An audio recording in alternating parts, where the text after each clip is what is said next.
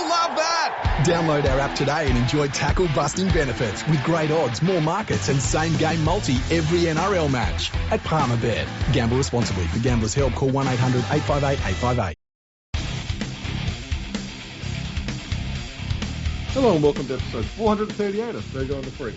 I'm that bloke from Rugby League Project, Andrew Ferguson. You can find me on Twitter at AndrewRLP.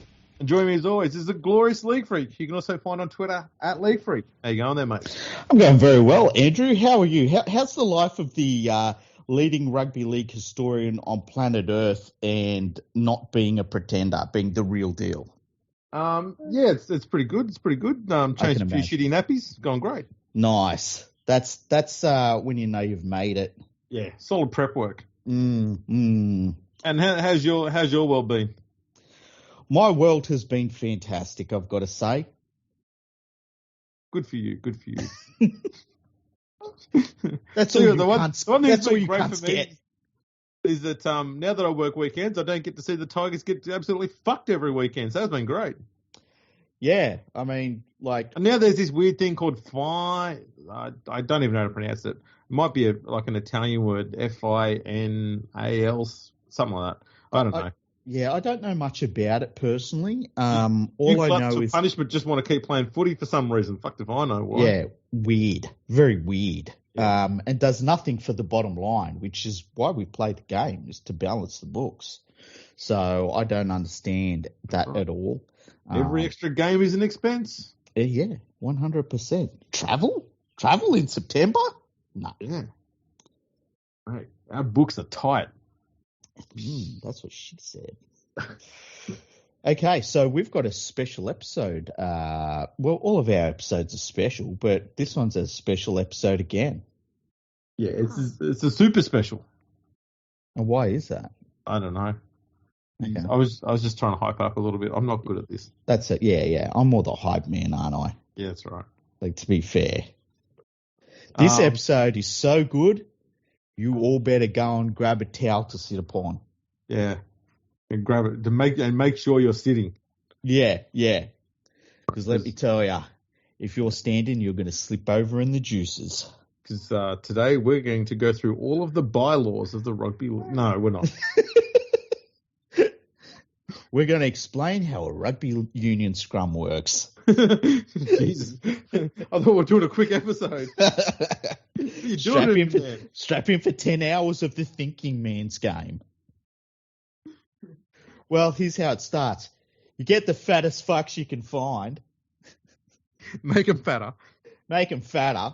Right? They've got to be from a private school. And they've got to, try their best to keep the racism down. Yeah, and bend over. Yeah. Okay.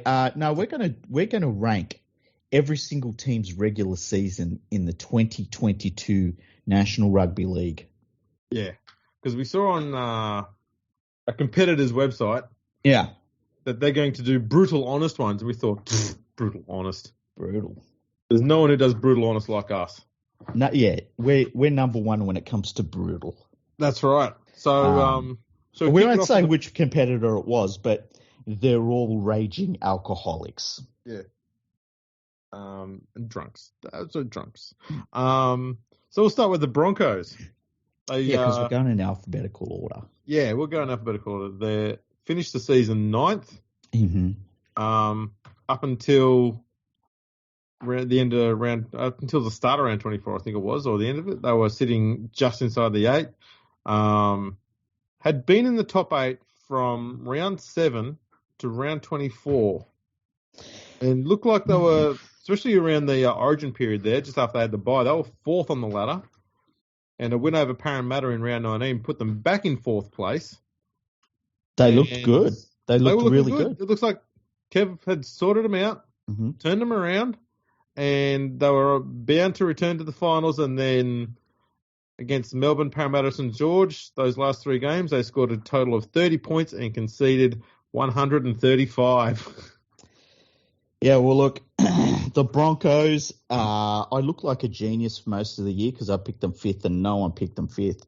Turned out they just missed the finals. And There was something, I don't know if you saw it, there was a player that did an interview and they said it looked really bad for Kevin Walters. I don't know what he said. I meant to watch the interview, but I didn't, because at the end of the day, I didn't care that much about what a player thought of a coach when the players were really failing on the field. And there's no doubt Kevin Walters has done a really good job with this Broncos side, considering where they come from. Yeah, but in such a short period of time. Yeah, but at the same time, I think it's fair to say that the end of the season was such a bad failure. I've got to give them a D. Yeah, the defense had been a bit of an issue on and off throughout the year. They also had the Cowboys put 40 on them in one game and 38 in another. Mm-hmm. Panthers put 40 on them in a game in round 6. Melbourne, even the Tigers put 30 on them. Yeah. The Roosters as well racked up 30 against them.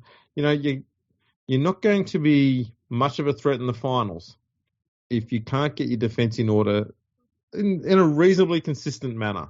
And they're just dropped in and out of games far too often. And let's be honest, they're coming from such a low floor when it comes to their defense that being inconsistent defensively from game to game is a giant improvement from the previous year. That's true. So you've got to take that into account. They just missed the finals. Most people didn't have them in the finals, so it's not like they exceeded expectations or anything, or in terms of being bad, I guess. But yeah, so I give them a D. What do you give them? Yeah, look, I'm inclined to give them probably a D plus. They're hey fella, just chill, yeah. Right. Their attack was a lot better this year. It actually had some cohesion there. Adam Reynolds had a huge hand to play in that. Yeah. So that was very impressive to see. They did turn on their defense a few times, which was also very good to see that they're heading in the right direction.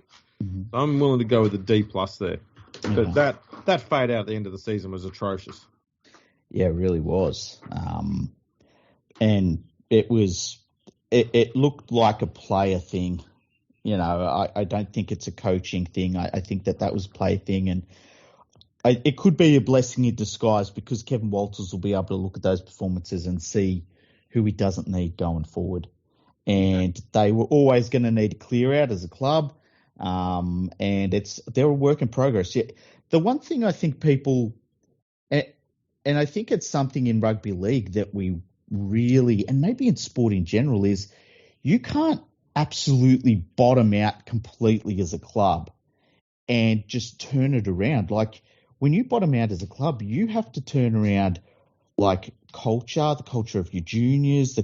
It's such a long process. It doesn't happen quickly. No, that's right. Even if you bring in, veteran players and all this sort of stuff, to turn it around is atrocious. That's why it's so bad to bottom out so completely.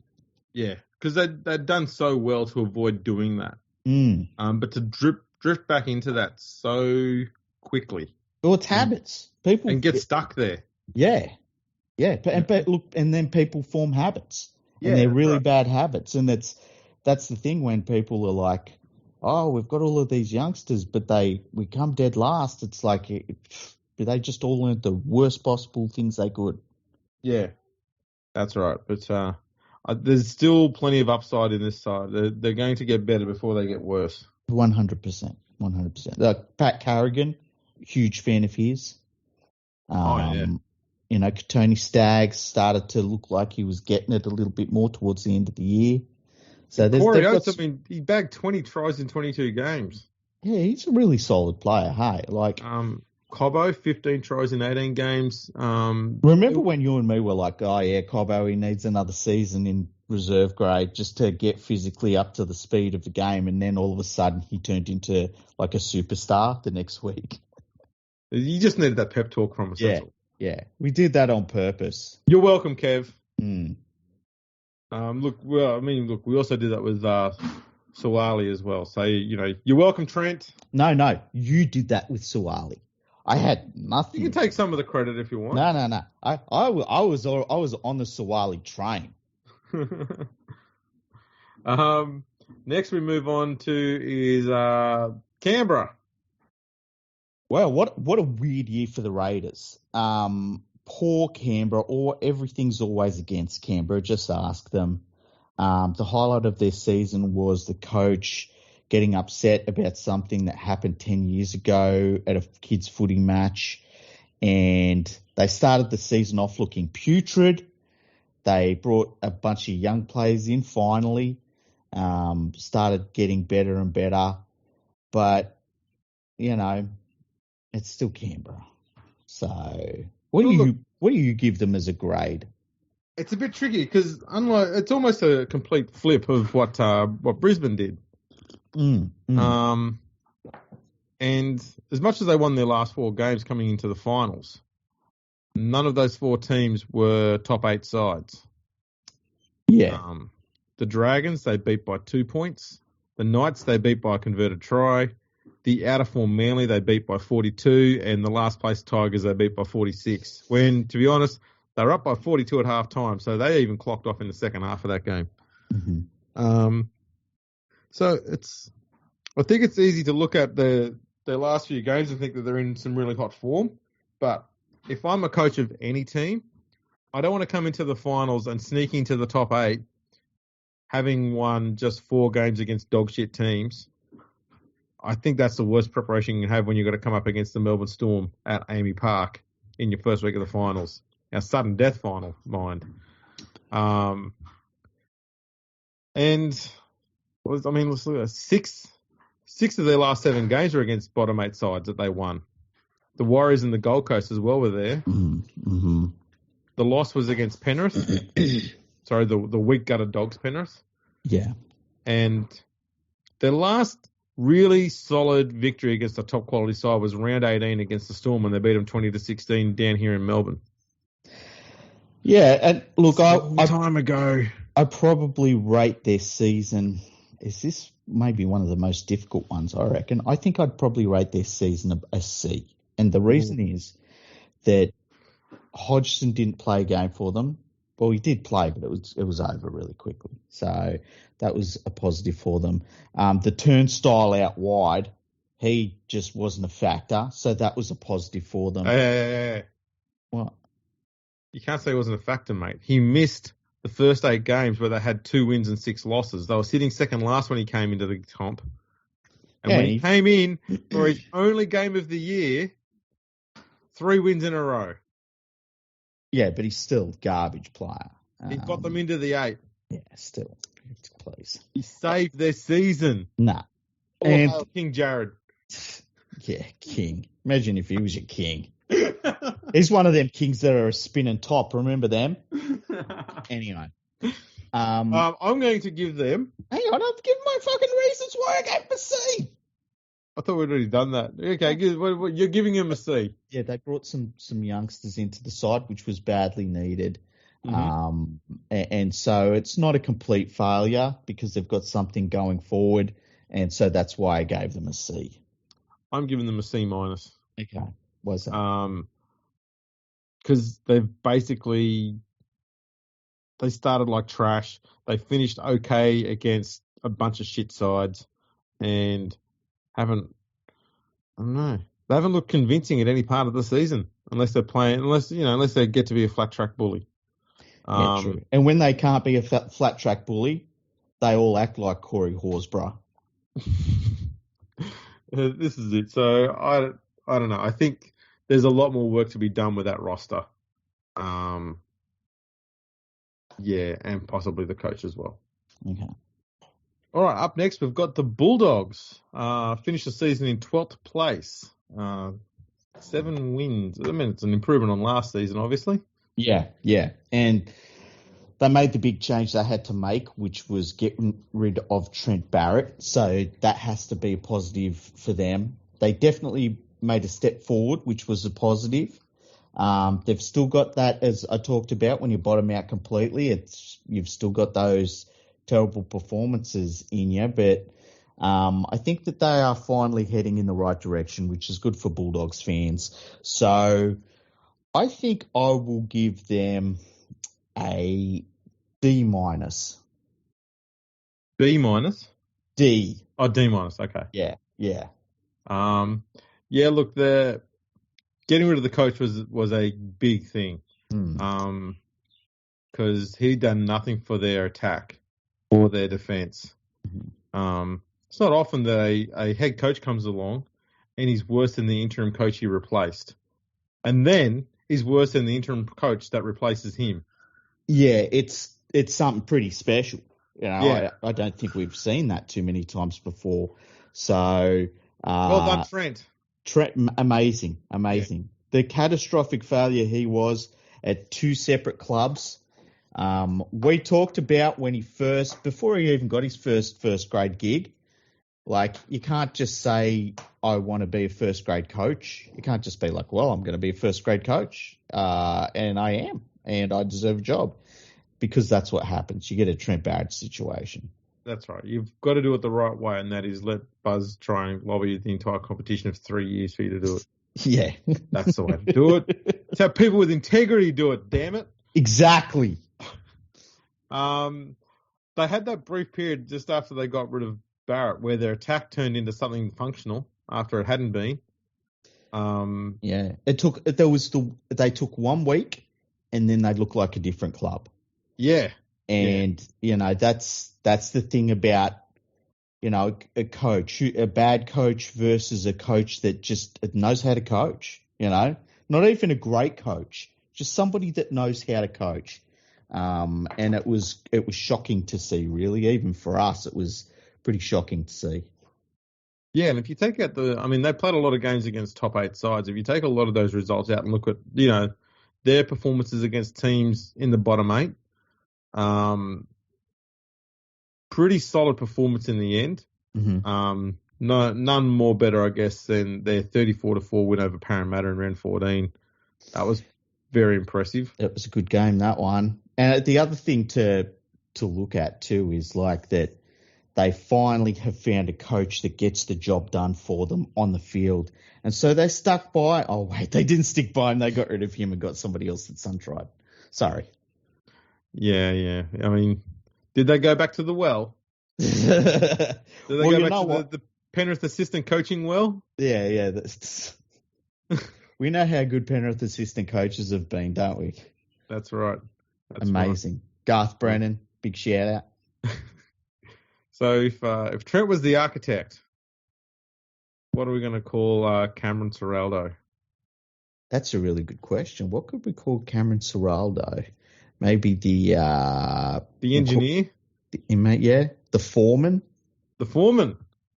What do you reckon? The engineer's pretty good too. I like the engineer. I think we'll go with engineer. Okay, let's call him the engineer. Foreman sounds like head coach. He hasn't come from that role. So we'll go with engineer. Okay. That sounds better than architect. A bit too 100%. Distant, the old architect. Yeah. Look, they've got a pretty solid squad to work from, especially in the backs. Forwards are not too bad, but they don't have a lot of players on contracts beyond this or next year. So they could have a bit of churn in their squad over the next 2 years. They get Mooney though from the Eels, and they get Kickow, who is one of the top forwards in the game now. He was not the player he was when they signed him, so they need to build a bit of a squad for at least the next 3 years around those guys, not have everyone coming off contract in the year or two that they're there.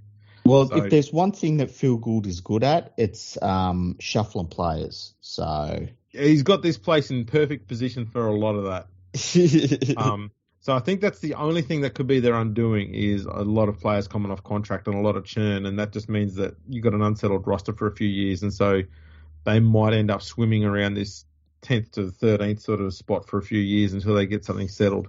Mm-hmm. But definitely moving in the right direction at long last. I'll give them a D-. Okay, yeah. So we agree on that. Yeah. Okay. Next we've got the Sharks. Finished the season in second place. Yeah, shocked me. Only had 1 week on the ladder where they weren't inside the top 7, and that was round 1 after they lost that game by 5 points to Canberra.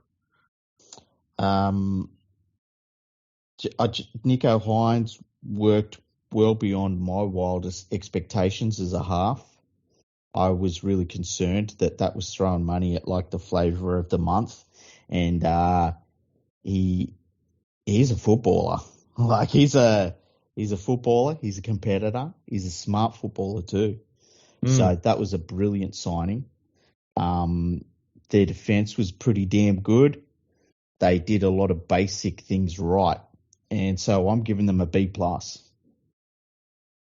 Yeah, there's a lot about the Sharks that happened this year that I was pretty impressed with. None more so, not just as you said about Hines and what he brought to the team, but how he managed to get the best out of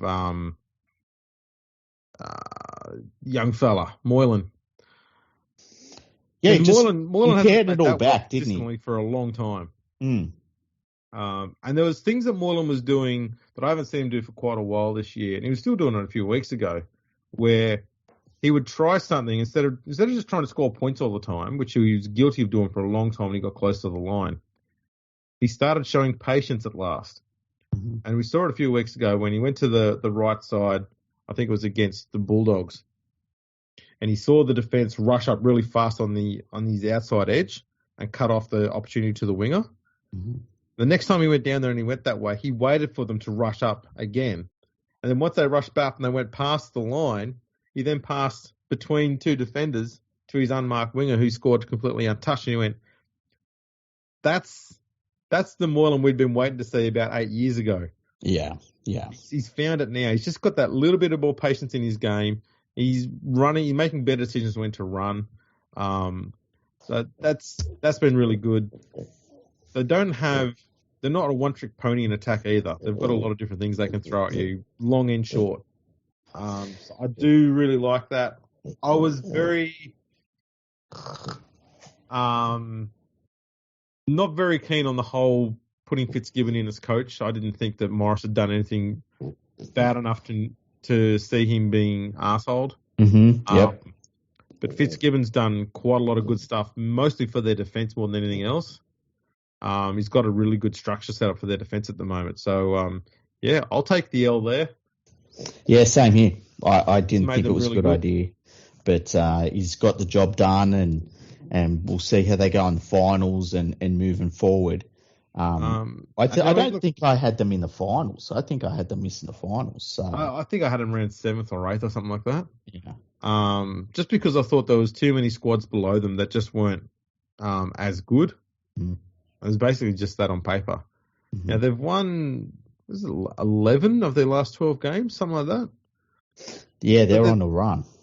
They've been in bloody good form. And that one loss that they had was against Penrith, and they gave Penrith a bit of a run too. Penrith had to pull out a few extra good plays in the second half to get the job done there. I think the other thing is too, like to get into a position where they got that home match against, like there's a big difference between playing at Shark Park and playing up there in North Queensland, a very big difference. Oh, yeah, yeah. That was huge for them. Absolutely. I'm willing to give, the other one too is Blake Brayley. There was a lot of criticism, I guess, for previous years, mostly on just his size. Mm-hmm. But he finished this year having made more tackles than anybody else, mm-hmm. And played in every game. Would have been every minute, but he got sin-binned a few times. Mm-hmm. But I think he added a bit of toughness to his game this year. He always been kind of a bit more flair in the past, but he added a bit of toughness to his game this year, and he was very, very, very good this year. I'm going to give him an A-. Oh, okay. A-. Now, next up, we've got I think it's the Gold Coast Titans. Oh, jeez. Yeah. Well, look, there are some positives. Big Tino went from being a very good forward to maybe the best forward in the game this year. AJ Brimson, playing what you would consider to be out of position at 5'8", showed signs that he can be a really good 5'8" at NRL level. Yep. Jaden Campbell was in and out of the side a little bit, but still he showed enough that he's a very good prospect at fullback long term. I think Toby Sexton even played pretty good considering it's his first season. And it's obviously a learning situation for him, so he wasn't perfect, but he did all of the things you want to see out of a young halfback. Having said that, though, what a bloody disgraceful season they had. Putrid for most of the year. Terrible coach, and I'm giving them an E. Man. They were in such a good position coming into the season. They let their halfback go, and it's killed them. On paper, they've got a very, very good team. A much better team than what the results show. There's players all over the place that have played rep footy in their side, and yet they were putrid. Yeah. They could literally be up 22-0 after 20 minutes, and you'd be like, ooh, the other team could make a game of this still. And a lot of times did, and beat them. Yeah, it's... The squad was solid enough, but, man, that period from basically round 5 to round 21, they had one win. Coach should be gone right now. That's uncalled for. That's horrible. Atrocious defense. Mm-hmm. I'm giving them an F. Okay, yeah. There's nothing good. They can't come out of that season and say, right, we've got something to build upon. They went backwards at such a fast rate. Mm-hmm. Don't sign St. Helens coaches. We've done that work already. We've told them. We've warned them. Yep. What more can we do? We're trying to save people here. We're trying to help everyone out. Mm. Yeah, if no one wants to listen, well, this is what happens. Mm-hmm.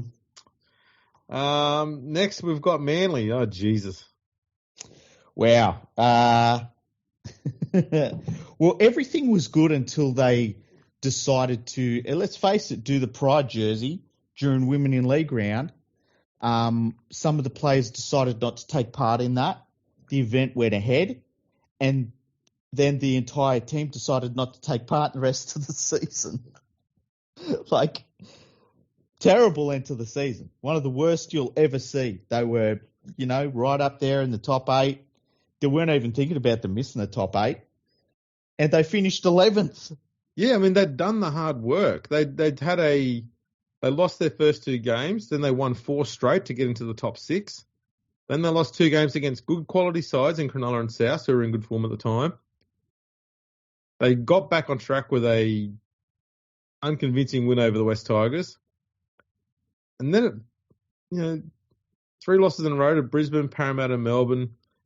You started to see a bit of drama there, but we sort of thought, well, maybe it's the origin period, that sort of thing. They beat the Warriors and Tigers with big margins. They lost by 2 to the Cowboys. They beat Melbourne, which made people think, hang on, maybe they're genuine. They beat the Knights the week after. They were in the 8. And then look at this for a run home. Lost to the Dragons 20-6. Lost to the Roosters 20-10. Lost to Parramatta 36-20. Lost to the Titans 44-24. Lost to the Sharks 40-6. Lost to Canberra 48-6. Lost to the Bulldogs 21-20. That is a dog shit performance at the end of the season. Mm-hmm. I'll give them a F+. I'm going to give them. Oh man, this is a tough one. I think I'll give them a D as well. I can't. Oh no, not a D, an E. Sorry, an E. Yeah. Sorry. Yeah, I could go with E, but they have enough decent players in that squad to have been more of a threat at the end of the season, and they folded hard. Yeah, it's weird how the last week there's been this media thing against Des Hasler. I don't know what that's all about. It's weird that when the Pride jersey thing happened, it kind of all was dropped at Des Hasler's feet, and he was the one that had to speak to the media about it. And then, are you all right? Yeah, just drop the microphone. If anyone can hear something happening in the background, my dog is chasing around a piece of a dead animal. But intern. Yeah. They're not animals, mate. Come on. They are to me. Show some respect for the dead. No, I refuse. Just it was weird that it's Des Hasler's the problem all of a sudden. Yeah, I don't know what's going on there. Manly's weird though. They've always got this like when things are going great, they all are like, oh, we're amazing, and then things start to go off kilter a bit, and you get all of these fucking dickheads coming out of the woodwork, and they start acting like the Real Housewives of the Peninsula or something. It's kind of strange. Yeah, I don't get it. It's almost like with Manly, if something doesn't go perfect, then someone must be killed. Yeah. And this time they've gone, well, it's going to have to be Des this time. Sorry, Des, you're out. Yeah. We brought you back from the dead once. We're not doing it again. As far as I'm concerned, there's no excuses for that performance at the end of the season. That was atrocious. Mm-hmm. Yeah, I can't give them anything better than an F+ for that. They should have done a lot better. I mean, they were in the top 8. They ended up finishing 5 wins outside it. Yeah, it's crazy. It's absolutely crazy. That's an unbelievable drop off. Mm-hmm. It's crazy. Ah, dear. Anyway, we'll go on to the Melbourne Storm next.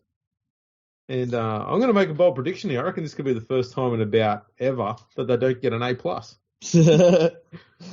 Yeah, it's been a funny season for them. They've had a lot of injuries, to be fair. Origin, I think, took a bit more of a toll on them, weirdly enough, this year. They had some off-field stuff coming into the season, and it just didn't feel quite like a normal Melbourne Storm campaign. I'm going to give them a B, and look, they finished 5th. They only finished 5th because a couple other teams were pretty hot towards the end of the year as well. And, most teams would have loved to have a season like the Melbourne Storm and it be their worst year for a long while. So, it's hard to complain about it when it's the Storm. But I'd give them a B, I reckon.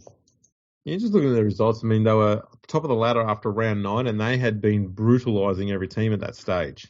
Yeah, they looked scary. Scary good. Their only loss was a 4-point loss to Parramatta, and that was in round 3. Mm-hmm. And then back-to-back losses to Penrith and the Cowboys. You go, well, they were the top 2 teams on the ladder at the time, but they lost by significant margins on both of them. Mm-hmm. It was 26 points to Penrith and 30 points to the Cowboys.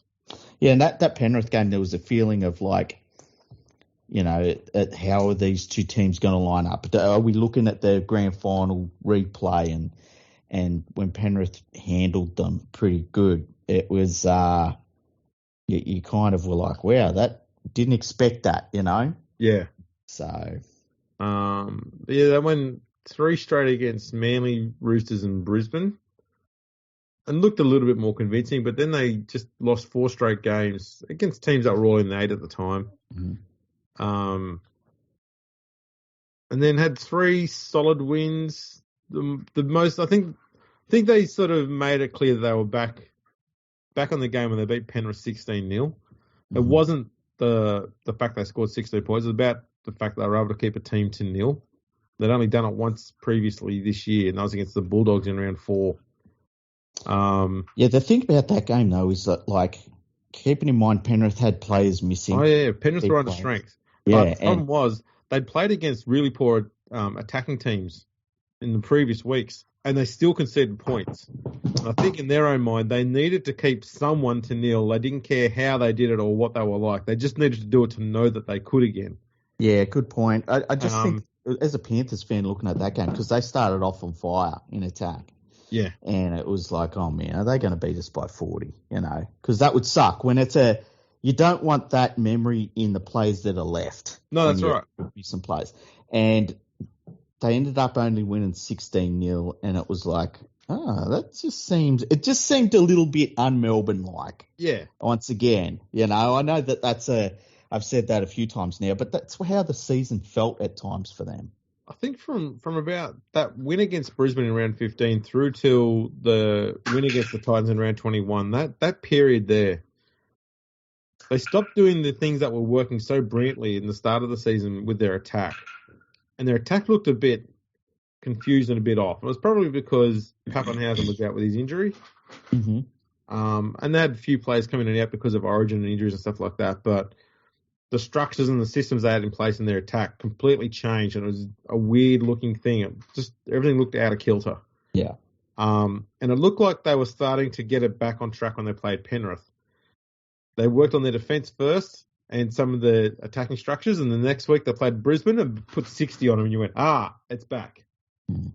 But then they had a few more injuries to round out the season. They had close losses to the Roosters and Parramatta. I mean, they're top 8 sides, so you go, well, you know what? A close loss against an equally ranked side's not a horrible thing, but they're not coming in on the back of immensely good form. True. So, it's hard to give them a pass given the amount of injuries they've had. I'll give them just a rock solid B. Okay. Yeah. Next we've got Newcastle. Oh man. F. Yeah. I can't think of one positive out of it. How have they done so much hard work? You know what the problem here is, isn't it? What makes it feel really bad is it feels like Nathan Brown did so much hard work, and Adam O'Brien has done nothing but made them plateau. See, I disagree. I don't think Nathan Brown did anything. I think Nathan Brown was the club bottoming out. Yeah, but it was a bottoming out that had to happen. They had to clean out that roster. They had to clean out a lot of things there, and so someone's going to wear that. Yeah, but you've got to have the nuts to do that. And what does Nathan Brown give a team? Tell me something Nathan Brown has ever given a team. He gives them a clean out. Well, that's like saying, well, this guy is so shit. No, it's not like saying that. You need to have a coach who's willing to do those hard yards, knowing that they're not going to get any plaudits for it. Ricky Stewart had become that sort of coach for a brief period. A patsy, yeah. Well, if that's too many coaches, too many coaches are going, no, I'm not going to go there because I'm going to be shit. Right? There's a difference. I think Nathan Brown is inherently a better coach and a better understanding of a team than Trent Barrett is. Because he knows who needs to be cleaned out. He cleans this shit out. Adam O'Brien's come in there with a much better squad than what Brown had, and he's done nothing with it. I think Nathan Brown is as bad as Trent Barrett, and I think their records are pretty. Barrett's worse, man.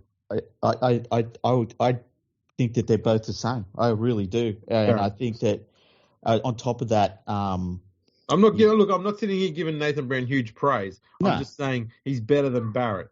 I think Nathan Brown is wise enough, has just enough smarts on him to know which players he can do without, and then he does without them by getting rid of them. Whereas Trent Barrett thinks everyone's a superstar. Let's play everyone. We'll win.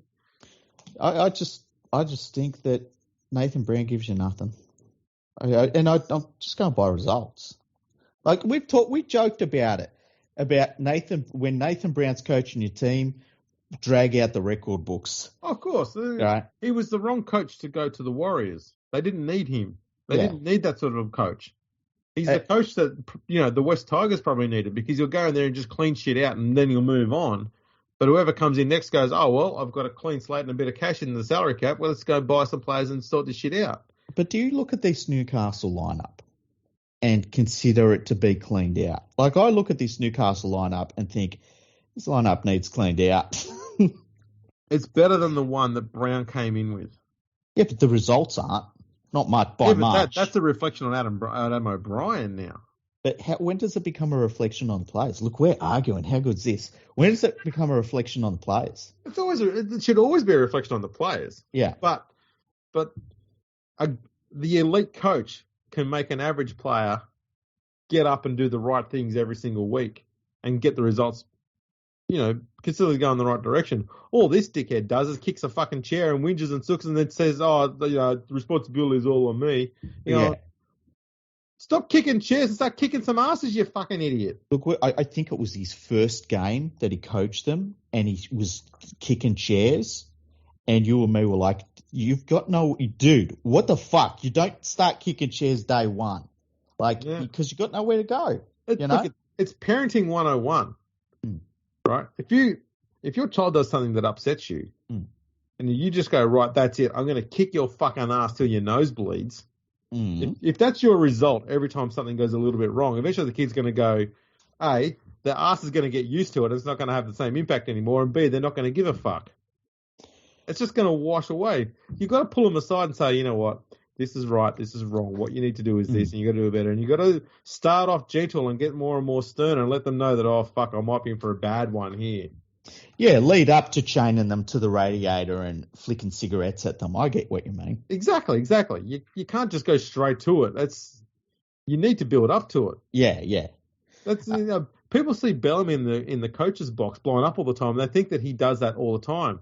He doesn't do it with the players all the time. He does it when they deserve it. Mm-hmm. And you hear them when they've had a bad performance on the field. They're all very apprehensive about going into the dressing sheds. They're going, yeah.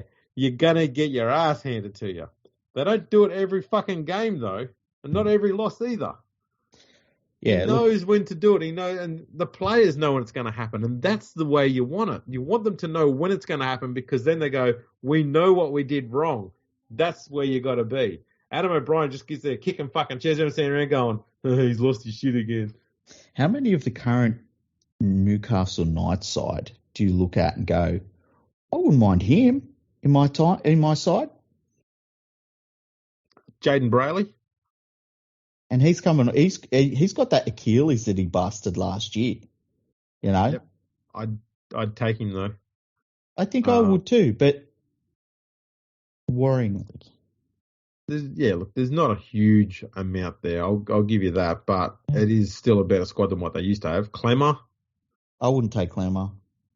No, he's in a place where he's not happy, man. So he's going to play like shit.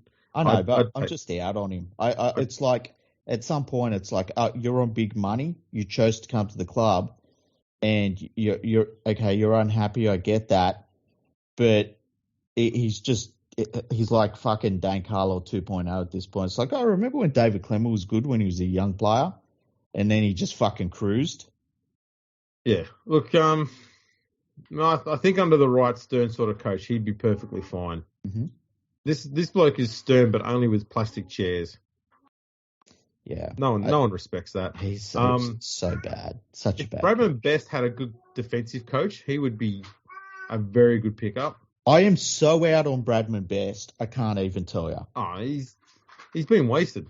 Well, but he's a guy that is always injured. Okay. And you're waiting for him to do something pretty cool, and it's just you're waiting and waiting and waiting. He's like a poor man's fucking Waka Blake. Like at least Blake will disappear for a while, but he's still there doing some stuff, you know. And then he does something, and you're like, why doesn't this guy play like this all the time? Like he'll have a game where he just tears someone apart, and you're like, holy shit. This guy's like fucking Greg Inglis all of a sudden. Bradman Best looks like that player, but never does it. I'm just so out on everything at Newcastle. The board, the coach, the CEO, everyone. Yeah, no, they do need they need someone with experience to be in that place. Like proper, genuine NRL experience, and they've just not had it. That's not from fucking Newcastle. Yeah, or England. Oh, yes. Yes. Because you'll get the Johns brothers saying, you know what? Fucking Brian Noble, have you seen his record over in England? Or some dumb shit like that. And then they'll sign him. Fucking dumbasses. Yeah. No, for the Knights, yeah, I'm giving them a, oh, jeez. Look, yeah, it's miserable. I'm going to give them an F+. F+, okay. By the way, I'm carefully dodging giving anyone an E, I'm noticing. Yeah. What's with the no E's? I'm just being brutal. You're either a fucking failure or you're not too bad. That's the biggest disagreement I think we've had since your daylight saving thing. Don't you reckon? Absolutely. Oh, there was one about Josh Reynolds kicking out a ball and he hit someone in the face. Yeah. That's Yeah, right. You were wrong about that one too. No, fuck you. You were wrong, son of a bitch. Okay. What's the next we've one? got is the Cowboys. And I think this is one that surprised a lot of people because after the 2021 season, a lot of people thought, well, they're just going to be around the bottom half of the ladder again, especially after they signed Chad Townsend. I mean, fucking hell. How brutal were we about that? That's another one we got wrong, hey? Yeah, and they've been pretty damn consistent all season. They haven't had 3 losses in a row all year. They only had 2 losses together back in rounds 4 and 5, and that was against the Roosters and a 1-point loss to the Warriors. They would have had another one if they had have been denied their cheating win over the West Tigers in round 19. Like I care. No, they've been pretty solid, and they've been doing it against the teams that they need to be competitive with. You know, top 8 sides and the like. That's the important part. Mm-hmm. They haven't been blown off the park other than I think Penrith beat them by 20 odd points to nil in the middle of the season. That's probably their lowest point. But they've been pretty damn good all year. I'm going to give them an A, purely because where we thought they were going to be and how much they've overachieved by. I've given them an A as well. I think I picked them as my wooden spooner, and you know they were fantastic this year, consistent. Todd Payton turned it around. Their signings were great. They developed some players, just like exactly what they needed to happen up there. Their fans would have been going into this season thinking, oh man, this season's going to suck. We've got this new stadium and the season is going to be terrible. And by the end of it, they're filling the place out just to watch a reserve grade Panthers team get beaten. So it's, can't go anything less than A for them. No, absolutely right. They've been brilliant. Loving what they're doing in the with the second rowers and that channel that they run down there as well. Taking a lot of pressure off Tom Malolo to lead the charge all the way in the forwards. And they found out that, shit, we've got other good forwards here as well.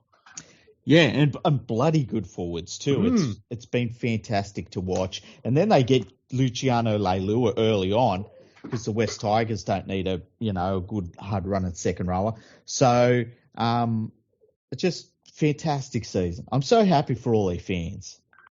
All right, up next we've got your favourite team, Parramatta. Well, Parramatta, I mean, it's their premiership to lose at this point, isn't it? Yep, they're in the window. Yeah. They're in the doorway. It's their time. They're confident. They're in the archway. They've gone through all the trials and tribulations, and now it's their time. They finished 4th. It's kind of about where you would expect. I think from memory, I think I picked them to finish like 6th or something like that. Yeah, I had them somewhere down around there. Yeah, so I'm going to give them a B+. I think it's a pretty good season for Parramatta. Yeah, I'm going to just go with a B because when they've had losses, a few of them have been bad ones. Mm-hmm. They lost to a Tigers team in round 6 that hadn't won a game. Mm-hmm. They lost to the Cowboys 35-4. They lost by 7 points to the Roosters. They conceded 30 points there. They lost to the Dogs 34-4. They lost to South 30-12. They lost to Brisbane 36-12. They lost to South 26-0. When they lose, they do it comfortably. Yeah. Or they lose to a team they should have flogged. Yeah, true. But they've beaten the Panthers twice, albeit one of those games they were down to 12 players for, 70 minutes or something like that. And they beat the Storm as well. Yeah, look, they've done the Storm twice and Panthers twice. They don't tend to do that this year.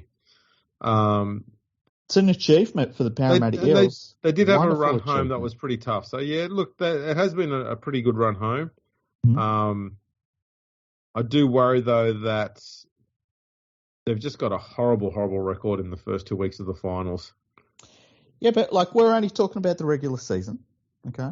I know. And they achieved so much during the regular season. 4th place, wonderful. Gutherson didn't miss a game. That's probably why. Incredible season for the Parramatta Eels. Well done to them. Everyone at the club. Mitch Moses was in and out of form, which, man, he needs to sort that shit out. Still, maybe his best season ever. Maybe. I mean, it's up there. Yeah. It's up there. Dylan Brown, best season he's had. Yeah. What else have we got there? It's more the problem that they really do need to make this they need to go deep into the finals this time around because they've done pretty nasty things to their roster for next year. Oh, yeah, next season's going to suck balls for them. But yeah. For Parramatta, 2022, for the Parramatta Eels, they've achieved so much. I just think that this should be one of the teams that Parramatta fans remember for a very long time. Up there with, was it 2001? 2001. What a wonderful team that was. 2005. So what a wonderful team that was. Great years. 2009. What a wonderful team that was. Yeah. I'm going to give them a B+. Okay. What was your ranking? A+, was it? No, it wasn't an A. It was an A. I think I said B. Okay. It was B or B+. I've already forgot. I'm going to give him a B. You're going to give him a B. Okay. Next up, Penrith.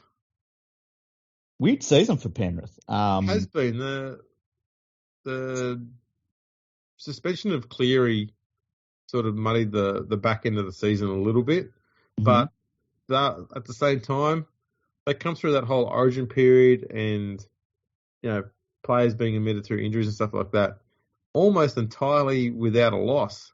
You think that by round 19, they'd only had one loss. It was by 2 points to Parramatta in round 9. And by the time round 21 came around, their only 2 losses were both against Parramatta.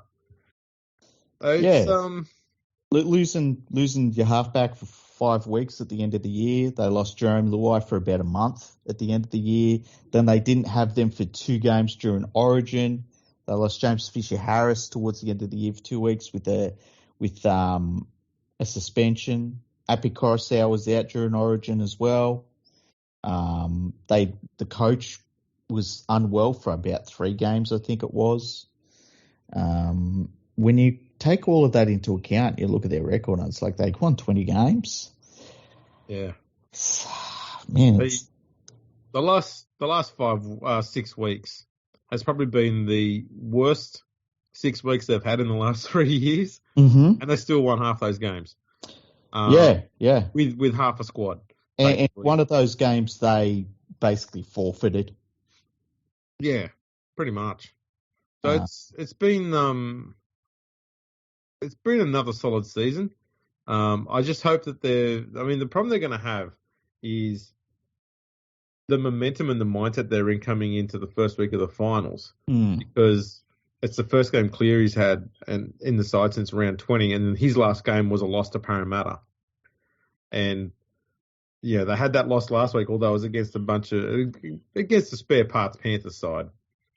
Well, it was the reserve grade team. It was literally the reserve grade team.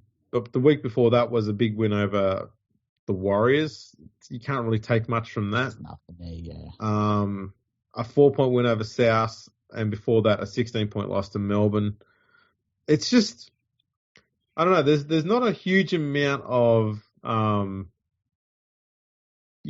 greatness, I dare say, it's been achieved in those last 4 weeks that you can build a bit of momentum off.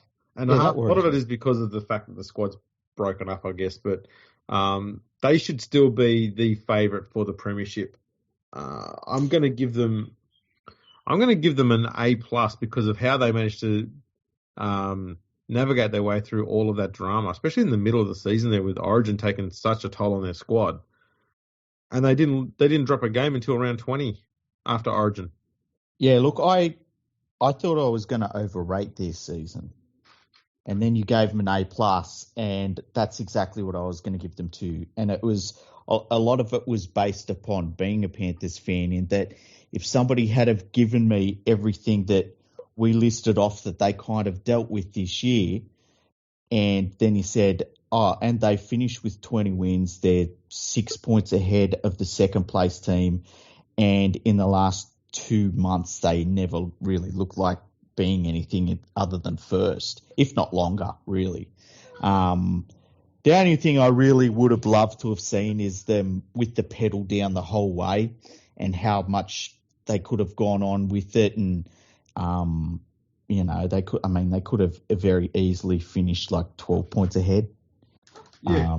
So that's the only thing I would have said. But it's hard to not give them an A+ when you look at all of that stuff and they romped away with the competition at the end of it. No, that's right.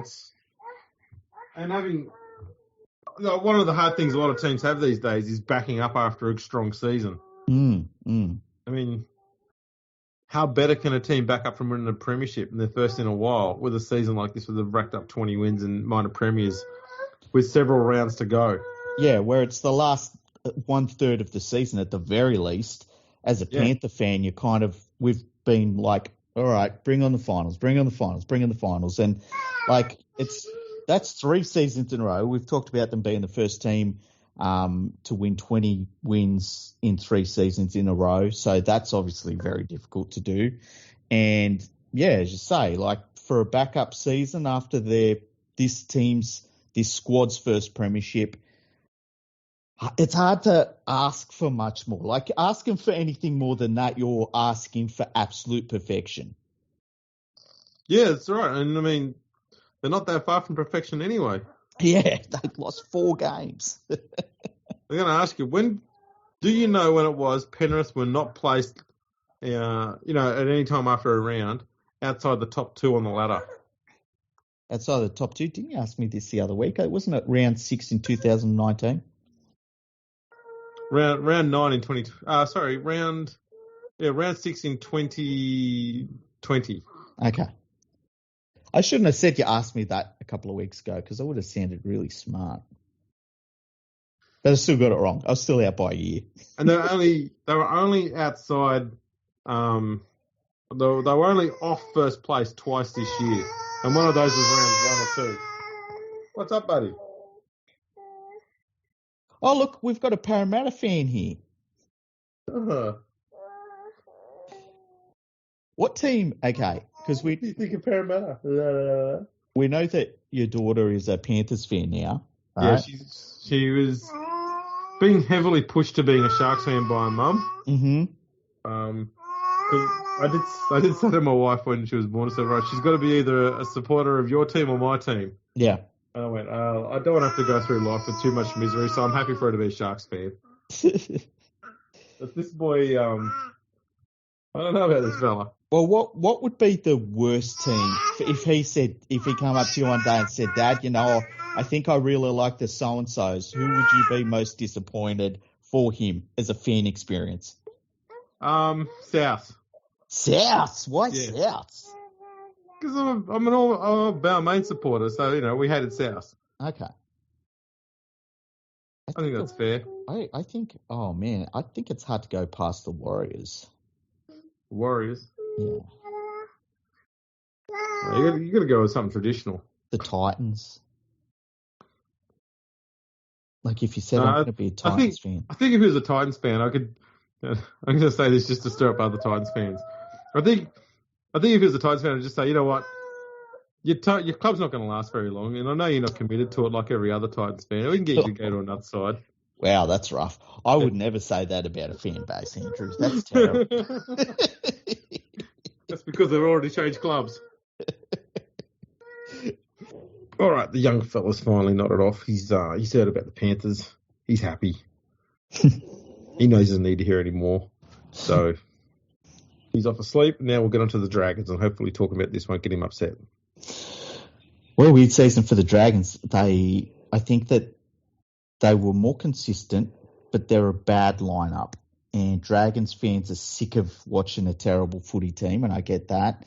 The media was into Griffin a lot, more than it should have been, considering what I think he's getting out of this squad. I really don't rate the Dragons lineup. Really, I just think that they're really bad. But I would probably give them a D plus. I think. I know that they finished ahead of Manly. That was pretty good, really. They were only 4 points out of top 8, which is pretty crazy. And I think that Griffin needs to be allowed to continue with what he's doing. But until their recruitment is sorted out and their junior development is sorted out, they're just going to be treading water, I think. I agree with all of that, man. They are absolute just a mess. How many of their players do you look at and you say, oh, yeah, he's a good player? Like Ben Hunt. Yeah, that's it. That's all I would take out of their team. And Zach Lomax. I think he's starting to get the shits with being there, to be honest. Look, I don't rate him as highly as a lot of other people do. And he carries on a bit. I'll be honest, I rate him highly, but I'm looking at him, especially the last 2 months. He doesn't look interested in playing there anymore. Yeah, I just think that, I don't know, I think that Zach Lomax is an all right player in a terrible side. And a little bit like the Norfoluma factor, where Norfoluma's like, I'm one of the best wingers in the game. I don't know why I'm not playing Origin. And it's like, dude, you're one of the best wingers at the West Tigers. Calm down. And I think Lomax is a little bit that. That seems a bit savage. Well, fuck. Norfoluma is a lot worse than that. I think that that's how I rate Lomax. I really do. He's a good goal kicker. I think if you took Norfoluma to any NRL side that was full strength, he would not walk into any team. If you took Zach Lomax to any side that was full strength, he would walk into at least 2 or 3 sides. I'll take that silence as agreement. This is my brain working. I think you're probably right there, but I still stand by what I said. I think, say you put I think Lomax really thinks he's an elite player. And I think that if you put him into the Panthers side, he'd be really upset that he wasn't the starting centre in that Panthers side. That's probably true. And I think that a lot of the players and I'm picking the Panthers because they're the best team in the comp at the moment. You need to look at it from a Tigers perspective. Every single one of these Dragons players is world class. Yeah. Except for Moses and By and Aaron Woods. Look, I look at the Dragons side. If I put my West Tigers glasses on, guys are fucking immortal. Mal who? Dave what? I loved all of the things during the last few weeks about Norfoluma. It's like he's the top try scorer in the West Tigers history. It's like that's like 2 or 3 good years for most wingers. Yeah, you're like, yeah, have a look at the West Tigers history. Yeah. Is that much to be proud of? Yeah. Jeez, settle down. Who's he ahead of? Like Bo Ryan? No, it's Benji Marshall and Chris Lawrence. Okay, a guy like Chris Lawrence, he spent probably the last 4 seasons being either completely decimated by horror injuries or playing in the second row and barely scoring a try. Yeah. That's worth remembering. But yeah, this Dragon side is into just tearing into the West Tigers. This is great. That's easy. Yeah, to be honest, it's the backbone of the podcast. Mm-hmm.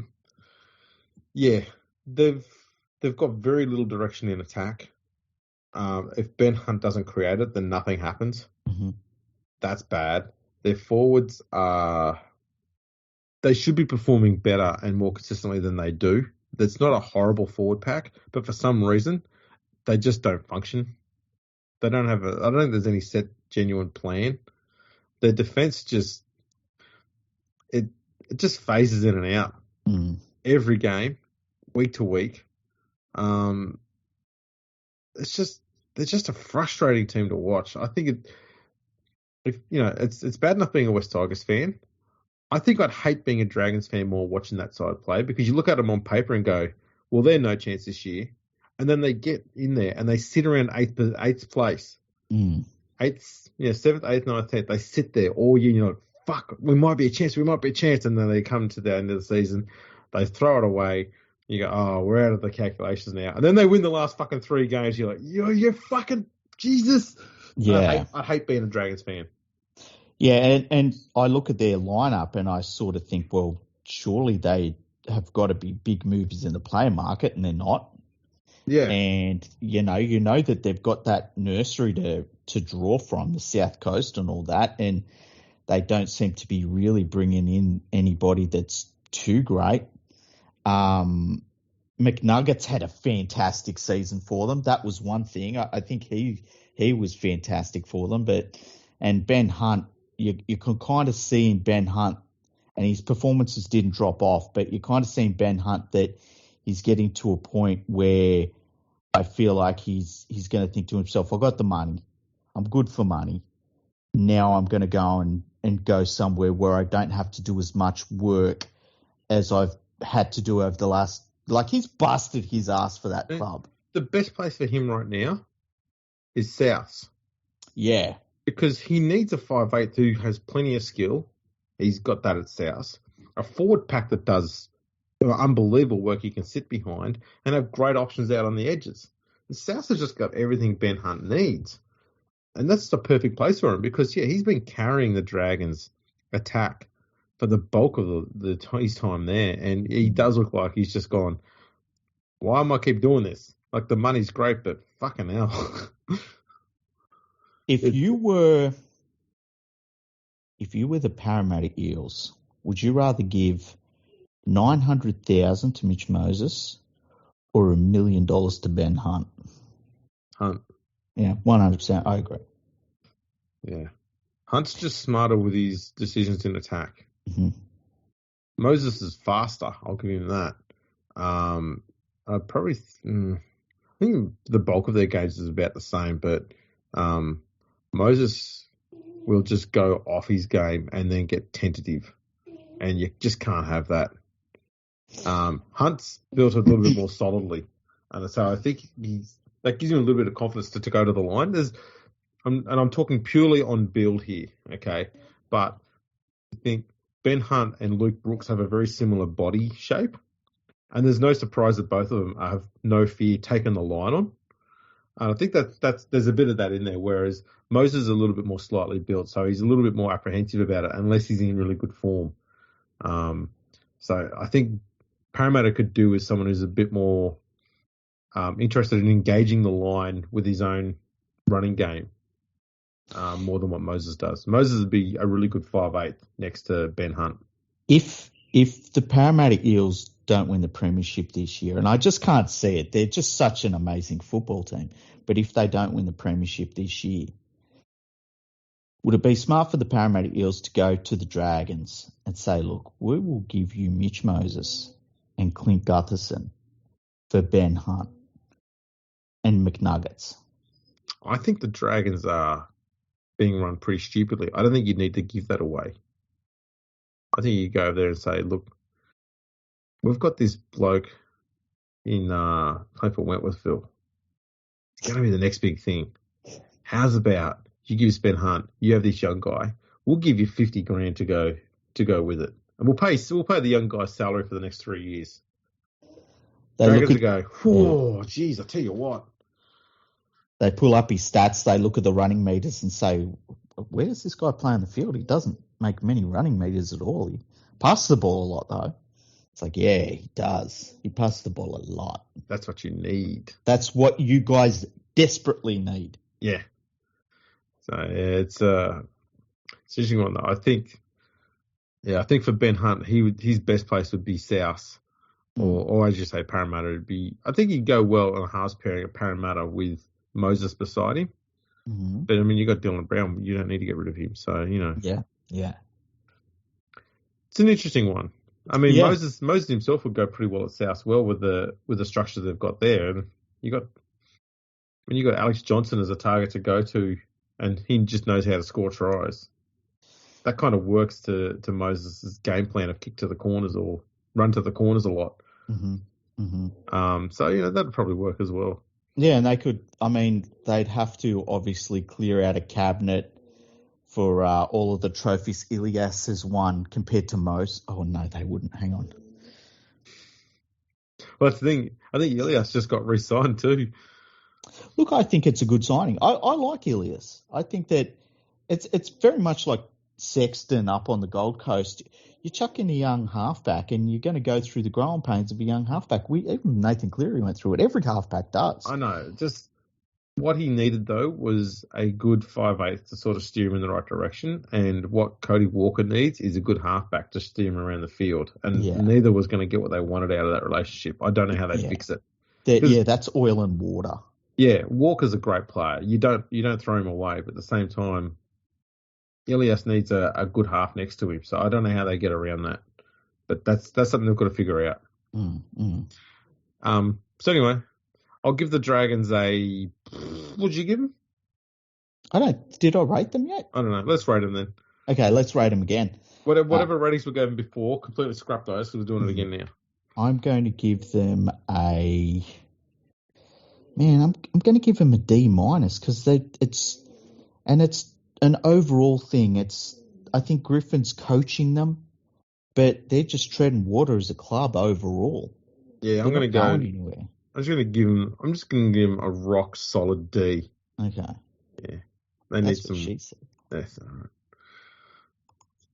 right. Next up, we've got South Sydney.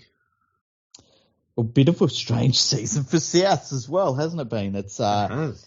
At times they've looked terrible. Early on, we were worrying that they were, going to be victims of the next great coaching saga with Demetrio. He's turned it around though, to his credit. Latrell come back and he's playing well. Well, that's when things changed, if we're honest. Yeah, and they have looked really, really dangerous at times. They finished in 7th place. What would I rate them? I would give them a C+. Yeah, I'm inclined to give them a C+ as well. They struggled for over half a season for consistency. They get 2 good wins together and then they'd lose again. And then you're like, really? Come on. Just get your shit together. Then 4 good wins in a row after Origin. Very, very close losses to Cronulla and Penrith. A good win over the Cowboys as well. Their form has been pretty good coming into the finals, and that is all on the back of Latrell Mitchell's return. He's in insane form right now. They're going to be a genuine threat to every team in the finals. Yeah, I think we gave them the right markings there. The season took too long to get going, and it relied heavily on one player to coming back. Yeah, and look, it's going to be Latrell's first finals game for South, which is crazy. His first finals game since he won a grand final with the Roosters, which is crazy. And I guess you have to factor in the effect of them losing the grand final the way they did last year. And this is their bounce back season from that. I think considering all of that, it's not the worst season. No, that's right. And I mean, they lost a halfback, a top quality one as well. Yeah, and Benji Marshall on top of that, and Wayne Bennett as a coach. It's not too bad. It's not a bad effort considering. Yeah. They're still one of the best attacking teams in the comp as well. Yeah, Their defence, though, I mean, they've got to tighten that up because that's leaked too many points this year. So they've got to tighten that up going into the finals. It feels like if I was at South, I would say we need to be rebuilding now so that in 3 years' time, we haven't bottomed out. Yeah. They're in a good position right now to get that sorted out. So let's hope for their sake they do. Now, next up, we've got the Roosters. The Roosters... This is a tricky one too. Yeah. I don't rate them as highly as everyone else. I would probably give them a B-. They've done about what I expected them to do. I might have picked them to come 6th, actually, when I think about it. This is about what I thought they were. A little bit inconsistent at times. They've got key players that are injury prone. I think the thing I didn't factor in was Suwali was going to be as good as he was by the end of the year. and that Joey Manu would have an unbelievable season.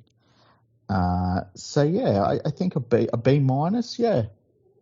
B minus, yeah. I'm going to give them just a solid. No, fuck it, I'll upgrade. I'll give them a B plus. Okay. Because they obviously injuries and the like did hit them pretty hard through the year. They missed Kiri for a fair whack of the season. Mm-hmm.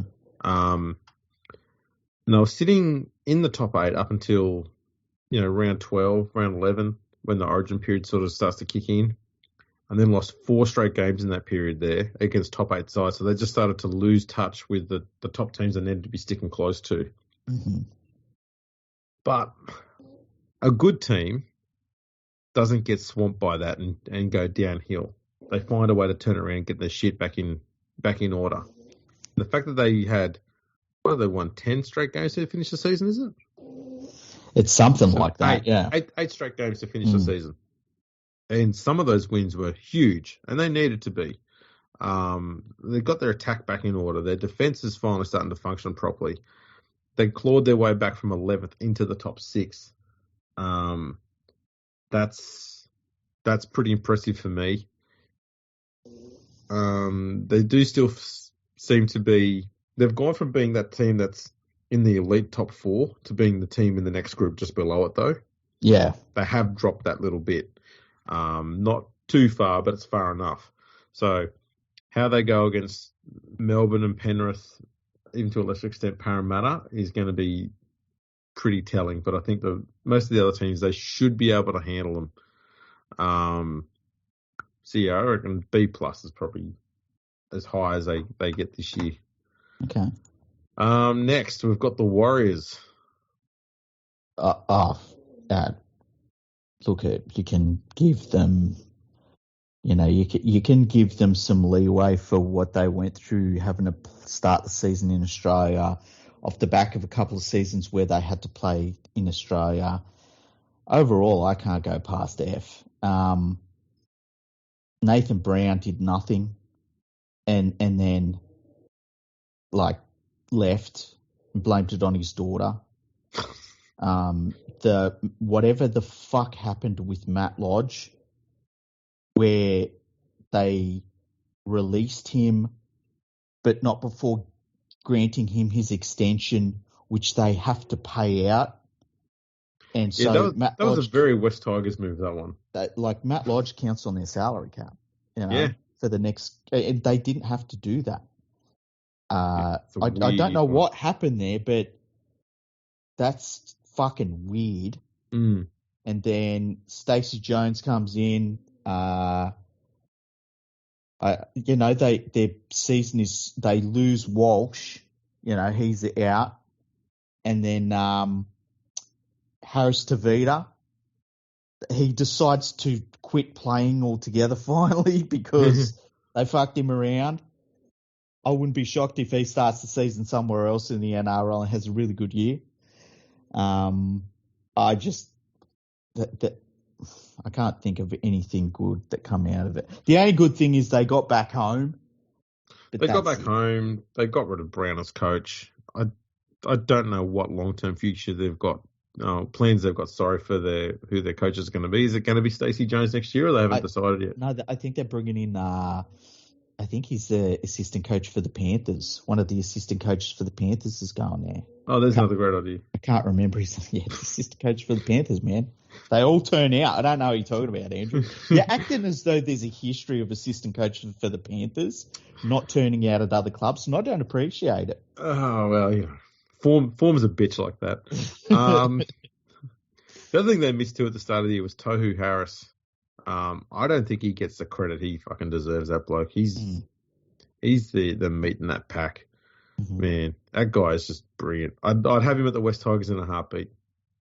I'm just thinking the Warriors also lost, and I can't remember his name, the young second rower who I think 2 years ago me and you were saying, man, if he went to the Storm, he'd be amazing, and he's going to the Storm next year. I wish I could remember his name. Damn it. Because he's been terrible for them, but he'll turn it around at the Storm. Yeah, they always do. So yeah, I'll give them I'll give them an F. Okay, yeah, F, 2 Fs. We can't sit there and just say, oh, it's not good that you're playing away from home all the time. They still only won half their games at home, and they did get back to Mount Smart this year. And they were against the Tigers and the Bulldogs. It's not like they were tough opposition.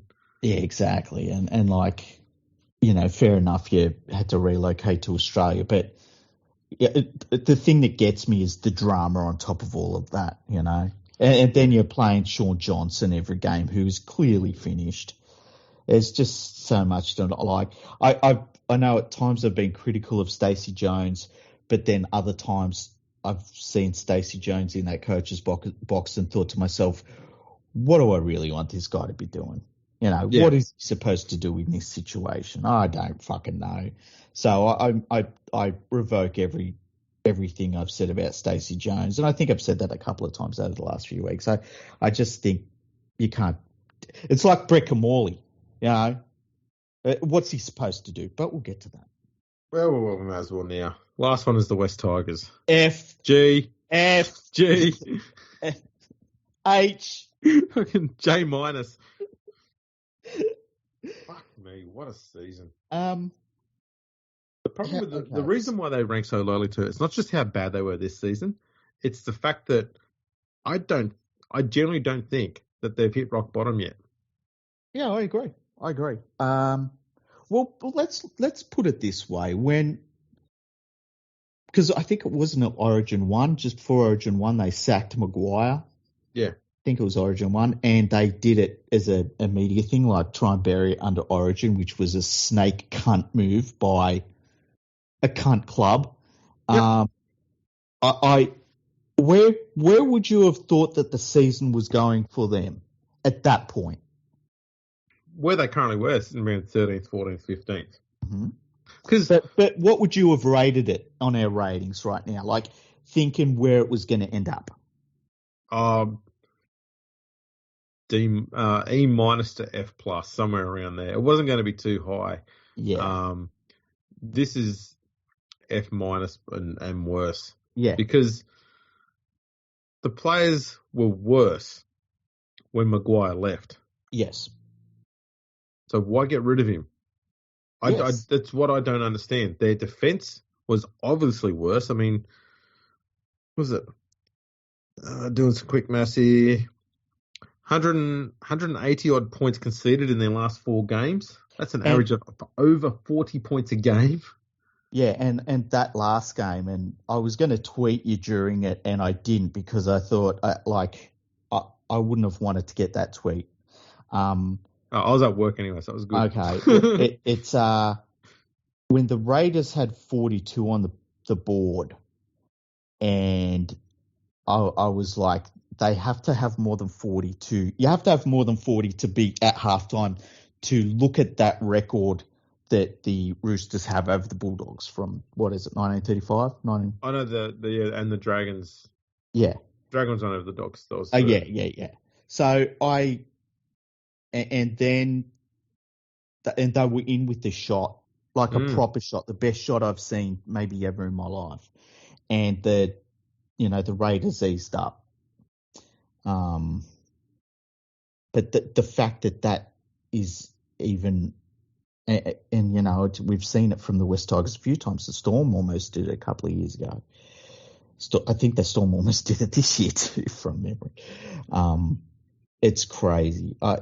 They made changes to get better and got far worse, and then loaned players out and released players early and said that it was going to be better for them. You can't just bottom out. They had Brett Morley as the interim coach, and then the guy that was going to decide who the coach was decided he was the coach. And they've locked in. Yeah, exactly. And then they've locked in all of these coaching decisions for the next fucking 5 years, which is outrageous. I just can't believe how fucking stupid this club is. So stupid. It's it's the future planning as well, which is stupid. So there's the only players they've given long-term contracts to is a second-rate winger. That's it. Why? I was going through looking at their roster for next year. They've got like 4 hookers on the books. The same number of centres and second rows that they've got on the books. Why? Yeah. There's 3 5/8 and no halfback. Why?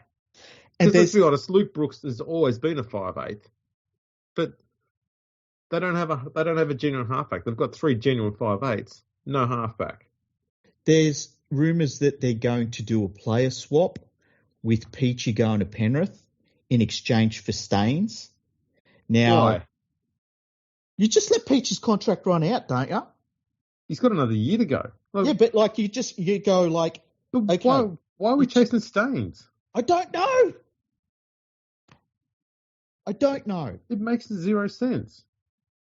They need you let a Peachy genuine. come off the books, and that bad mistake is gone. But no, you take Penrith's mistake back for the next few years. Why? Go and talk to the Dragons and say, look, we'll give you Tyrone Peachy, and in exchange, we'll take Ben Hunt. You're going, boom, we've made an upgrade. Things look different. Things look better.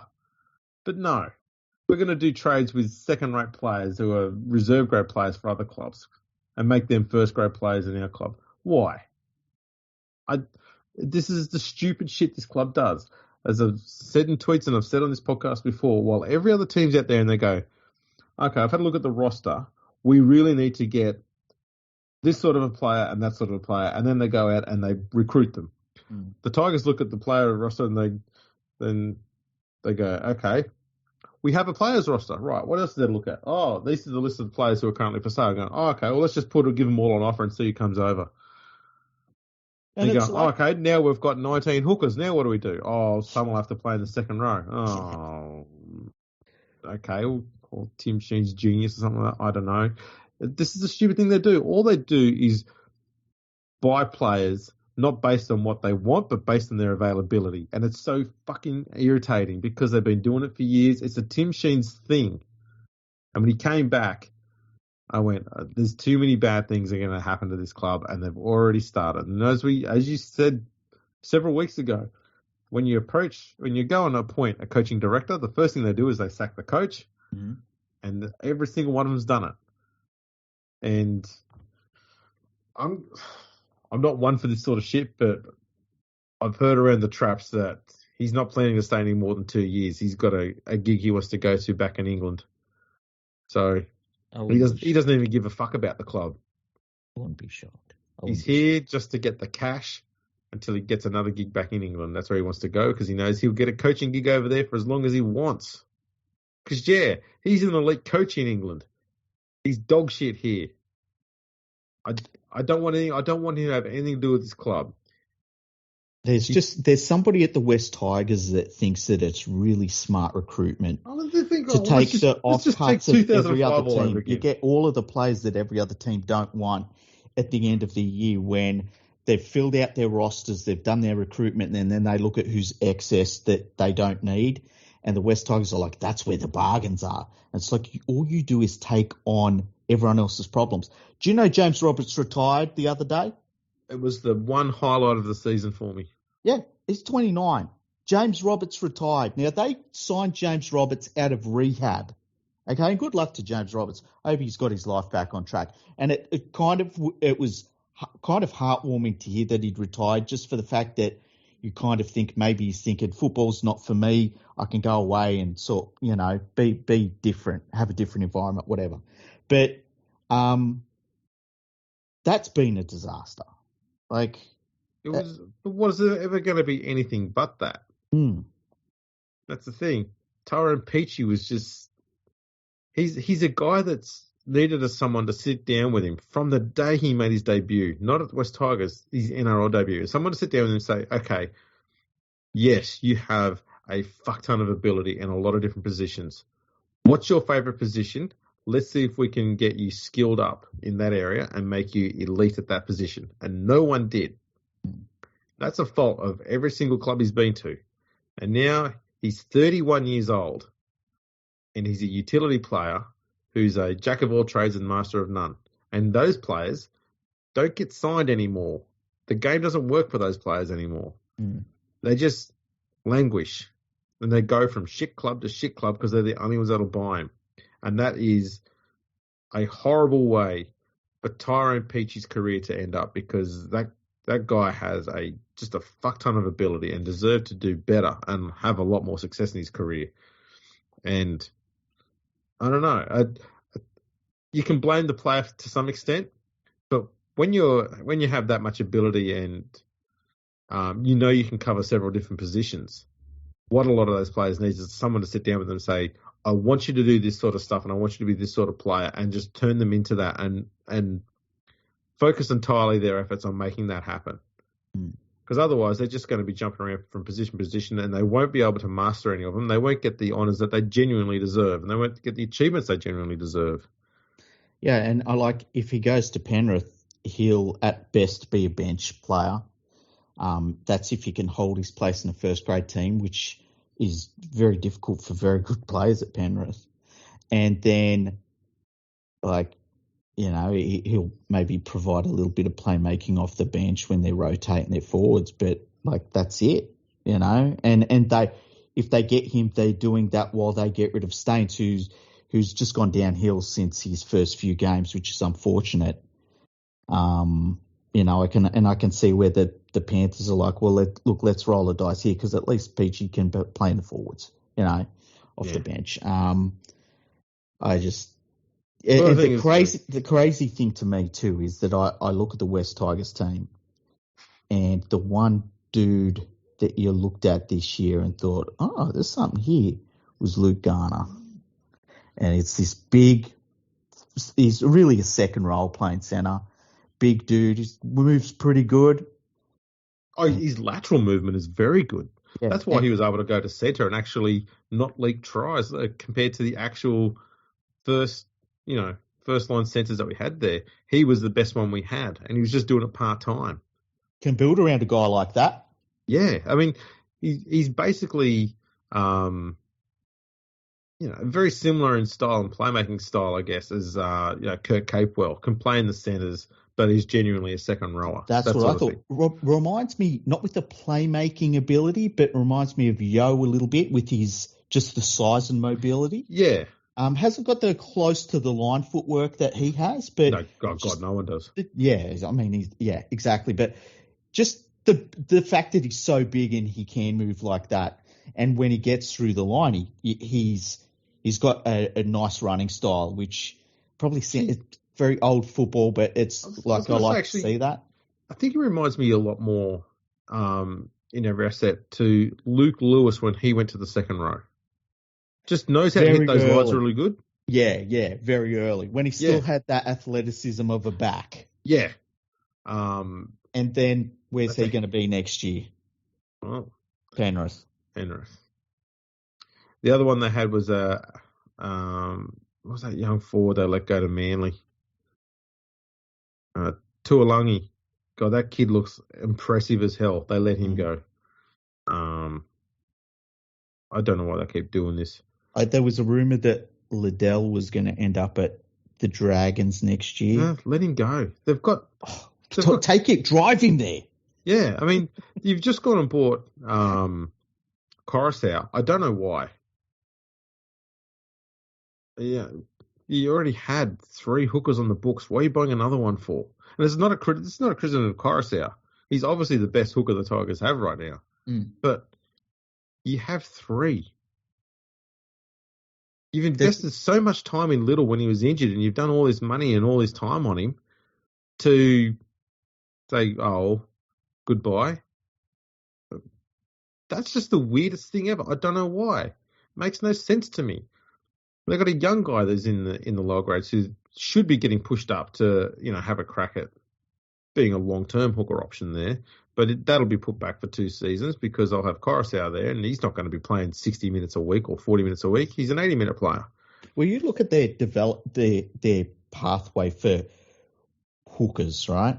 So they bring back old Robbie Farah, and then they go from him and they want Liddell to be the next guy. But Liddell's got injury problems, so they loan Harry Grant. Harry Grant has a great season for them, amazing season. But he's gone. He's one season. It's a loan. He does nothing really. So then Liddell comes in, and it's pretty clear that he's not what they hoped for. And they signed Coruscant, who is a veteran, is going to be a veteran hooker by the time he gets there. He's 32 or something now. Is he? I think he's only, or is he 30? No, I think he's only 29. Because remember we were talking about the Panthers didn't have a 30-year-old in their side. Oh yeah. So he's 29, but he's 32 by the time he ends. Yeah. He's got some miles on him, you know. Yeah. And so what's the plan? Is it for him to come in and you build around him? Because you're only going to be able to build around him for a couple of years at most. Like, name me one good hooker after the age of 33 that's last name wasn't Smith. You know, that's a very fucking short list. It's just, it's not like he's the finishing touch. No. And I mean, next year they're still going to have the whole drama with Dewey, Brooks, and Hastings all at the side. I don't want to see either of them, any of them, playing at lock. Mm-hmm. You can't carry a lock that size anymore. Doesn't matter which one of them is. You can't carry a lock that size anymore. There's too much defensive workload involved. All of them. Dewey at the end of the year looked like they'd broken him finally, hey? Oh, yeah. They keep playing him out of position. Mm. He deserves far better than that. Far, far better than that. He should be their first choice 6, without doubt. Mm. Hastings has shown that he can handle the duties of a 7. Mm-hmm. Brooks has been better defensively. His first contact is a lot stronger than it used to be. Because he's stockier, I guess, and he's a little bit shorter. He probably could make the transition to hooker, but you're not going to do that now. You've got Coruscant there. So you're not going to carry 3 highly paid players. So what do? They weaken the centres to put Dewey out there, who just becomes a target for opposition second rows to run at. And Dewey's defence is okay, but it's not first grade centre okay. You know, and you can... Sorry, go on. No, I was going to say, it's like he's a half centre okay, where they're not designed to be making one-on-one tackles that are impactful like a centre will. They're designed to stick to a tackle until the help comes along that's, usually next to them somewhere to finish it off. That's how most halves defend these days. You can't have someone like that in the centres anymore. No. Same goes with Hastings at lock. He's in the middle of the field. He has to be defensively strong for 80 minutes. His technique's good, but he doesn't have much size or drive behind him. And so he often will struggle to get a player to the ground in a one-on-one tackle. And if you start needing to get another player to come across in the middle of the field to help your lock make a tackle, you've created a hole in the middle of the field. Mm-hmm. That's the worst place to have it because everyone starts condensing in to either try and cover it, which then you've got overlaps everywhere, or they stay out and you just got holes up the middle. The crazy one to me is that if you could go into a lab and build a 2022 centre in the NRL, it's Luke Garner. Yeah. It's literally Luke Garner. And I don't know who it was at Penrith that saw him early because they'd already signed him before he'd really started. Before you started watching him and going, oh, who's this guy? Penrith had signed him already. I think Cleary knew about him even at his time at the West Tigers. And I know it was several years ago. Okay. But Garner is 26, so he would have been there and he would have been fairly young. He would have known about him then. Yeah, because, that's interesting because he has kicked on as an older player. But, geez, I just, oh, man, just a poorly run club, and I'm being generous.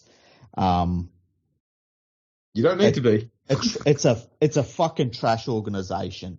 And I feel so sorry for you as a Tigers fan. I feel so sorry for Tigers fans. I'm not attacking you guys. If I had my way that I could wave a magic wand, you'd have a good football team. It's not like I'm attacking you lot. But you can't avoid the reality. Otherwise, you just end up pretending that it's going to be good. It's going to be all right, And when you do that, you get on the treadmill of just being garbage. Yep. It's so sad. It's so bloody sad. Yeah, they're mediocre for a reason. Yeah, because they choose to be. Exactly, and mediocre is the height of their existence over the last we're going back to 2005. Yep. It's terrible. Since 2005, I would say the best moment they had was, remember that finals game against the Roosters? The one they lost? Yeah. Yeah. The best moment since the grand final was losing a finals match. Yeah. All they do is they just know how to lose really well. And now they know how to lose really well. And now they've got to work out how you get out of that tanking position. And when you look at the teams at the NRL, and we've rated a lot of teams as an F. The West Tigers have bottomed out. The New Zealand Warriors bottomed out. Good luck getting out of it. The Newcastle Knights bottomed out years and years ago, still aren't out of it. The Titans, even though they've got some talent, they bottomed out. Look how difficult it is. The Bulldogs, they bottomed out. Look how difficult it is for them to get out of there. It's so difficult. You just can't allow it to happen. And that's why right. You look at the Cowboys, they were not good for a long time. Then they bottomed out, and that's why it's so important that they bounce back this year. Fully agree, mate. Fully agree. When was the last time we had so many teams bottoming out all at the same time? I can't remember it. Hey, it's been bad, hasn't it? It really has. And people will say, "Oh, it's not a talent thing. It's not a talent equalization thing. It's not the cap not working. It's organisations that are fucking terrible at what they do." Yeah, we're starting to see now the importance more than ever of having a well-run organisation off the field. Like a lot of the times in the past, you could be atrocious off the field, but still be good enough to get a team winning games on the field. Mm-hmm. But now, if you're bad off the field, it automatically, immediately impacts on the field. Yeah. Good clubs, smart clubs, will recognise this straight away and they'll attend to it. That's not the West Tigers. No. And look, if you look at the teams that are in the top 8, right? The Panthers have that junior base, which is like a cheat code, okay? The Sharks have managed to be, even when they weren't going great, after they got rid of all of their Asada players and that they were still not too bad, Yeah. The Cowboys have bounced back after a few bad seasons, and a lot of it is their juniors, The Parramatta Eels, even when they're terrible, and they're not great at producing juniors, but their juniors do the job. The juniors keep them floating around, outside the 8, just inside the 8, around that area. The Roosters have no juniors, and they manage to keep it, going strong. And you go through they're all juniors. What's that? They're all Roosters juniors. What are you on about? No, that's in Queensland. The Raiders, even they, you can say what you like. Off the field, like the football side of things, we've been critical of. Off the field, actually really well-run organisation financially. Like, that's what the West Tigers think they are. The West Tigers think that they're the Canberra Raiders off the field, and they're fucking not. I don't know what they think they are. The Raiders actually own a lot of shit as a club. They own a lot of shit. West Tigers think that they're the Raiders, and they're fucking not. But hey, you know what? You know what the good thing is about the West Tigers, though? Mm-hmm. Centre of Excellence is finally up and running. Yeah, that's true. It's a new era. How long have they been building that fucking thing for? A long time. Yeah. I just like that the new era, they're going to have to make like posters that say new era, and it's going to have Tim Sheens on it. It's going to have Robbie Farah on it. It's going to have Benji Marshall on it. It's like, what the fuck, man? And a bunch of faces of players who you don't know on it. Yeah. Who's that fucking guy? Is that a trainer? Hey, look, Appy Coruscant's there. It's I don't know. I think I joked about the whole new era hashtag thing at the absolute start of the season. Mm-hmm. I'm glad the West Tigers proved me right. You were onto it so early. I'm really proud of you, actually. Fucking hell. Every club does it now. I'm wondering. I'm desperately seeking to see what they do for next year. How do you talk yourself up after that? I saw on Instagram a couple of days. It might have actually been yesterday. The West Tigers had their Players Awards night, and so every time a player wins an award, they put up a picture of them and what the name of the award is. And pretty much every single person on there is just replying with, "Why do they even have an awards night when they come last? You couldn't win games. Why should you be winning awards?" Who won their best player? Don't know. I don't care. Yeah. No, I think it was Joe Offengawi. Oh my God. So he got the best player of the year, and then they announced after it that he's extended his contract for another 2 or 3 seasons, I think. Because that's what you do. Wow. Yeah, he had, I think, the worst year of his career, hey? Who could we give it to? Well, that's what I was thinking. Who would you give it to? Is it Luke Garner? It'd have to be Luke Garner. Yeah, Laurie was not bad considering. I mean, I'm just trying to find become erratic towards the end, unfortunately. I was just trying to find someone who barely played any footy. Yeah. They contributed the least to the disaster. Well, I mean, Luke Brooks kicked a match-winning field goal. Oh, that's something. And I think he kicked a penalty goal as well to win a game, did he? Or something? Scored a try to win a game somewhere? I can't remember that. Or something like that. He was involved in 2 games where he had to do 2 clutch-like things. I don't know. It's a mess of a season.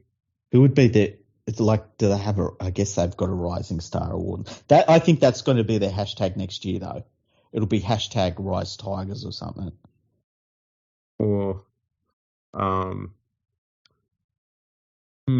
about, we're not at rock bottom yet. There's one more spot to go, because I know a lot of people will say when you're at the bottom of the ladder, the only way is to go is up. But next year there's a 17th team. They can still go lower. Yeah, 100%. And they will. Oh, man. There's nothing in the squad to work on to make them better. It might be something we'll look into for a future episode. Look at, legitimately who they're going to have. We can do this for all the teams, I guess, in the off-season. Who they're going to have in their squad for next year that are already there. You can't work around that. And what they need to do to fix that. Look at the Tigers one. Yeah. It's a mess. I would love for Palmerbet.com to put up a market, West Tigers versus Redcliffe Dolphins, right? But then you've got like a plus-minus handicap betting on it. So, because I think that the Dolphins will be ahead of the Tigers, right? So, what would the odds be for like the West Tigers 1 position lower than them? I see. And then 4 positions lower than them. Like, just say the Dolphins finish in 10th and the Tigers are in 14th. Like, what would, that sort of thing. Yeah. That'd be a cool market. Yeah. Mate, you just start up a niche betting market. Yeah. I'll get in touch with Palmerbet about that. Yeah. You have chats with them. Yeah. You have a chat. You get your people to talk with their people. Yeah. Well, we're all each other's people. That's great. Oh dear. Well, look, that's been the review. Mm-hmm. That's been pretty thorough. I'd imagine. It's been thorough, fun. If anybody's upset about our ratings, go to podcast@leaguefreak.com and send us an email and tell us why we're wrong. Yeah, and we'll tell you why you're wrong. Yeah, we'll eviscerate you on this podcast. You fucking... Nah, we won't. We're always very fair with people that email us, because the last thing you want to do is create this fucking culture where it's like, I'm not emailing them. They'll fuck me up on their podcast. Yeah, we don't do that. No. That's not what we do. No. We only go after mainstream media like that. Yeah, true. So if it's James Hooper decides to send us an email, Podcast at leaguefreak.com. yeah, come on, James, have some nuts. Get in touch. Not being nuts, son. No, you've had enough of those. Speaking of getting in touch, make sure you check us out on the socials on Instagram and Twitter at Fergo Freak Pod. We're on Facebook, LinkedIn, YouTube, and that other one, MySpace. I mean, no one looks at it, but you can if you want. There's nothing there. Get in touch. Give us a 5-star rating on your podcast listening app. Leave us a review. Send us an email. Do all of that. You just have to. And we'll catch you all next time. Palmerbet with the big don't argue. Punters will love that. Download our app today and enjoy tackle busting benefits with great odds, more markets and same game multi every NRL match at Palmerbet. Gamble responsibly. For Gamblers' Help, call 1-800-858-858.